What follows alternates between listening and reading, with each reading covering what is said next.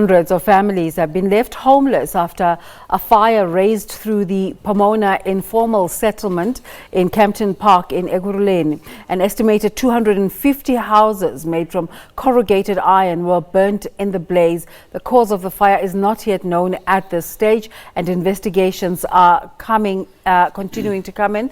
No fatalities or injuries were reported. For more on the story, we're joined in the studio and would like to welcome Ekurhuleni Executive Mayor Masina. Thank you so much for coming through. What happened? It's good to know that there are no fatalities. Yes. But in terms of injuries? Well, we have not received any report of injuries. Our technical teams are working on site, and we're hoping that we will be able to clear the area so that we are able to start the program of rebuilding the facilities so that the communities can have their life back. It's been an unfortunate incident, and we were making sure that the law enforcement agencies are investigating the actual cause of the fire. I know there are investigations, as you say, but are there any sort of initial reports coming in terms of what started the fire? Well, people are just speculating, so the important thing is to allow the law enforcement agencies to give us a precise answer so that when we communicate with the members of the public, we are much more closer to the reality as to what would have happened, because others are saying, all sorts of things. So we're waiting for the actual official report that we're going to use as a benchmark in terms of what would have happened yesterday. Do we know what the extended implications of this fire will be? Is it a purely residential area? We've been hearing stories about the existence of chemicals in the city. Yes, the most affected are residentials at this point. But our disaster management team is actually looking at, because there are surrounding factories there, as to whether or not there would have been no impact to the factories, because it will be disastrous, because there are chemical factories around the area, and we're happy that at least so far nothing has been reported as yet, and we're hoping that the situation should remain the same while we're dealing with the unfortunate situation. How are the people who've lost their properties being assisted? Well, we have experienced overnight, we deployed a team of MMCs to be on the ground just to provide that political support. There's been a great number of people who were willing to be relocated to places of safety where we provided shelter, but there were some members of the community who were not quite comfortable in going because there would have been an issue that is going on. That land is privately owned, and the owner went to court, and yesterday coincidentally was a day in which those residents were supposed to vacate that piece of land, and it burned. Is that so? Yes, so others were not trusting that the state maybe will collaborate with the private individual, and we want to take this opportunity to assure our people that at all material times we are siding with the masses of our people. At no point we're going to side with individuals. We respect the rule of law. We're exploring other alternatives in an event that the court forces us to relocate those residents. Them. Yes, but we'll ensure that everyone who resided in that particular community does have a shelter. How many families? Well, there's quite a number of families. We counted over 900 people yesterday, but I don't have the sum total of the people who reside in the area, but so quite a number of people. This brings us back into the land conversation in the country. Yes. One individual owns land that can accommodate 900 people. Well, that's ridiculous. Yes, that's an injustice that we've been talking about. I'm happy that my organization, the African National Congress, in its national conference in Nasrec, took a very firm view about the land question. And I think that it's time like this when we must call for the leadership of the ANC to urgently implement the land question, because if we don't speedily expropriate without compensation, our people will have these kind of challenges, because we don't know. That is why it's now difficult for us to even speculate as to what was the cause of that coincide with the date in which the court would have said we must What go. you're saying is in relation to your political role, but Yes. as government, what can you realistically do? Look, we have just recently announced as government some of the measures around the land question. For instance, we are making about 56 farms available for farming purposes, but over and above that, in the next 2 months, we'll be making a number of other suggestions in terms of the land that is owned by the state that we are going to be handing over to the people of Ekurhuleni. We are working very close with Premier David Makura in that regard, so we are just dealing with all the legalities. For instance, there are people who reside in the backyard dwellers who for the longest of time since 1994 were residing in those backyard dwellers.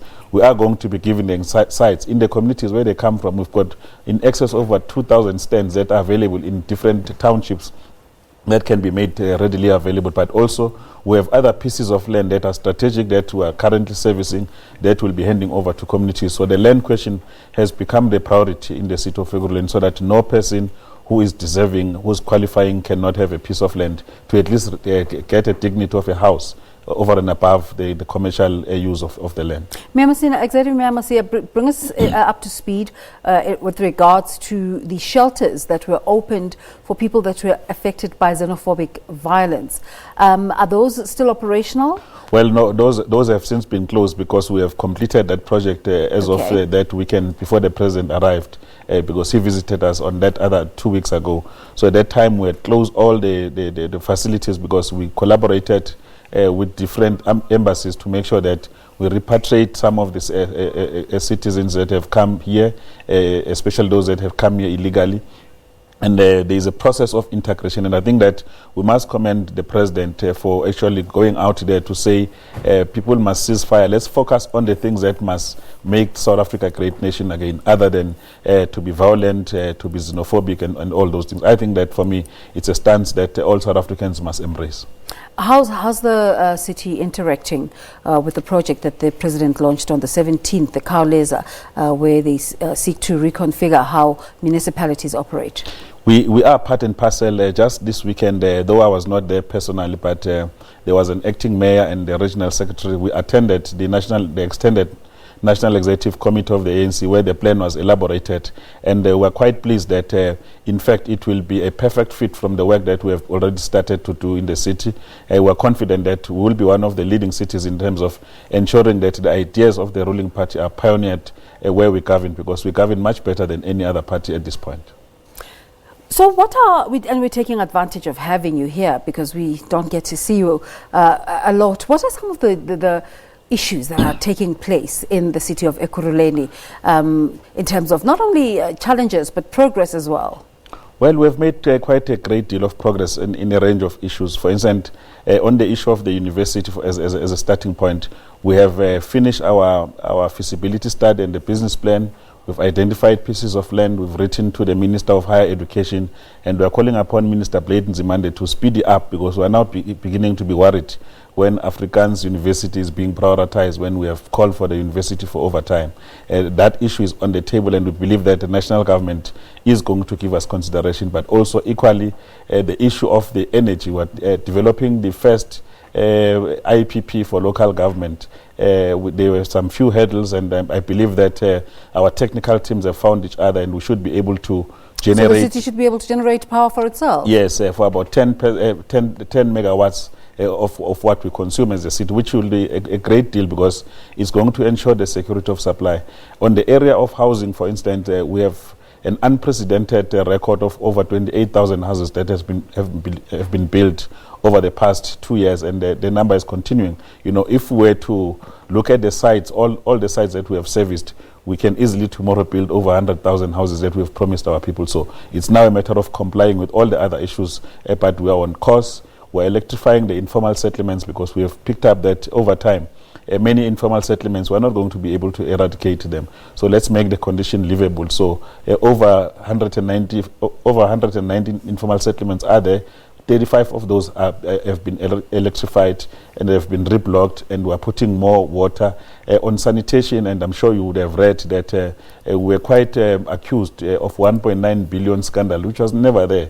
The issue there is that one toilet was servicing 10 families, which in our view was an indignity. We came up with a policy that let's reduce the number to 10, so that it doubled the figures to a bit high. But we've since, in the new tender, managed the figures, and we want to say that we are interested in ensuring that we give dignity to our people.